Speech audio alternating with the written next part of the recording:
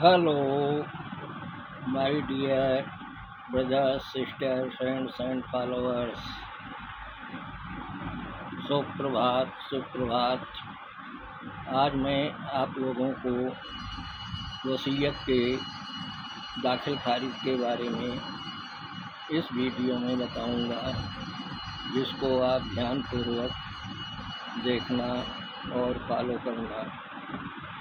जब कोई व्यक्ति अपनी जायदाद की वसीयत किसी व्यक्ति को लिख देता है तो वह वसीयत लिखने वाले के मृत्यु के पश्चात लागू होती है।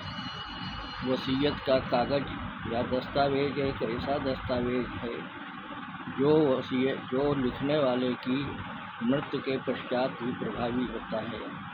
उसके जीवन काल में उसका कोई प्रभाव नहीं होता है। इसलिए वसीयत लिखने वाले की मृत्यु के पश्चात ही जिसके पक्ष में लिखी गई है उसको स्वामित्व प्रदान करता है। वसीयतकर्ता की मृत्यु हो जाने के पश्चात जिसके पक्ष में वसीयत लिखी गई है वह वसीयत की कॉपी लगाकर न्यायालय तहसीलदार महोदय के यहाँ दाखिल खारिज का प्रार्थना पत्र दे सकता है, और प्रार्थना पत्र देने के पश्चात तहसीलदार के यहाँ से इश्तहार जारी किया जाता है, और उस इश्तहार के आधार पर कोई भी व्यक्ति उस वसीयत के विरुद्ध आपत्ति प्रस्तुत कर सकता है।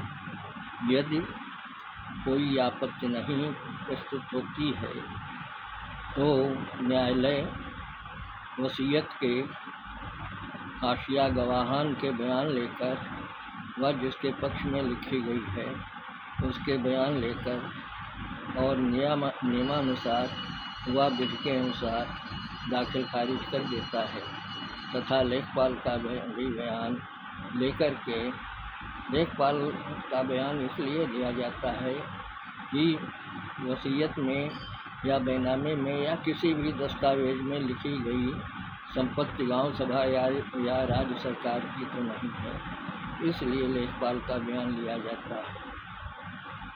इन लोगों के बयान, साक्षियों के बयान लेकर के न्यायालय विधि अनुसार वसीयत के आधार पर दाखिल खारिज कर देता है। परंतु यदि किसी व्यक्ति ने आपत्ति प्रस्तुत कर दी है और उसने न्यायालय में आकर आपत्ति में कहा है कि यह वसीयतनामा फर्जी वसीयतनामा है, वसीयतकर्ता या मृतक ने कोई भी वसीयत नहीं लिखी है, यह उसकी मृत्यु के पश्चात फर्जी तैयार कर ली गई है, तो न्यायालय दोनों पक्षों की साक्ष्य लेता है। जिसने वसीयत दाखिल की है, जो उसका लाभ प्राप्त करना चाहता है, उसको अपना बयान प्रस्तुत करना होता है, तथा जो वसीयत के हाशिया गवाह होते हैं उनके भी बयान शपथपूर्वक दिलाए जाते हैं, कराए जाते हैं, और जिस व्यक्ति ने आपत्ति किया है वो व्यक्ति उन गवाहों से गिरह करता है। इसी तरीके से दूसरे पक्ष द्वारा जो गवाह प्रस्तुत किए जाते हैं वह भी शपथ पत्र द्वारा साक्ष्य प्रस्तुत करता है, तथा उसके पश्चात वसीयतकर्ता वसीयत जिसके पक्ष में की गई है उसके द्वारा आपत्तिकर्ता के गवाहों से गिरह की जाती है।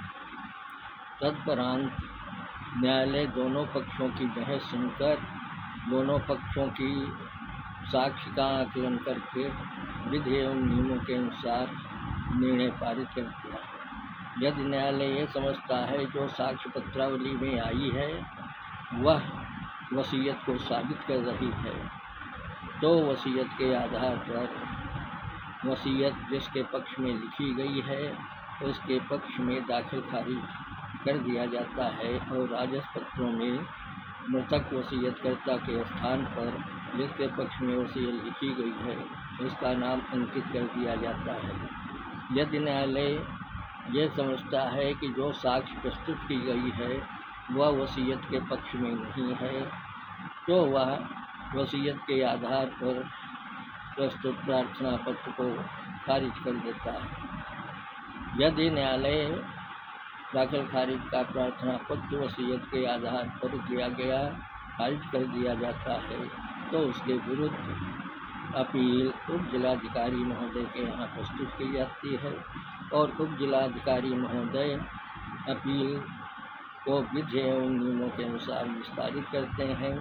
यदि वह पाते हैं कि निम्न न्यायालय में दी गई साक्ष्य वसीयत के पक्ष में है तो वह वसीयत के आधार पर दाखिल खारिज करने का खारिज करने है तो अपील स्वीकृत कर दाखिल खारिज करने है तो अपील स्वीकृत कर लेते हैं। और यदि वह पाते हैं कि निम्न न्यायालय में दी गई साक्ष्य वसीयत को साबित नहीं कर पा रही है तो वह अपील को स्वीकार नहीं करते हैं और निरस्त कर देते हैं। यदि जिसके पक्ष में वसीयत की गई है वह असंतुष्ट है तो इन सभी आदेशों के अतिरिक्त उप जिलाधिकारी महोदय के यहाँ वसीयत के आधार पर सत्य की घोषणा का वाद प्रस्तुत हो सकता है। आज हम इस वीडियो में यहीं तक आपको बताएंगे, इसके आगे क्या प्रक्रिया होगी इसके बारे में आगे के वीडियो में बताएंगे। तब तक के लिए धन्यवाद। जय हिंद, जय भारत।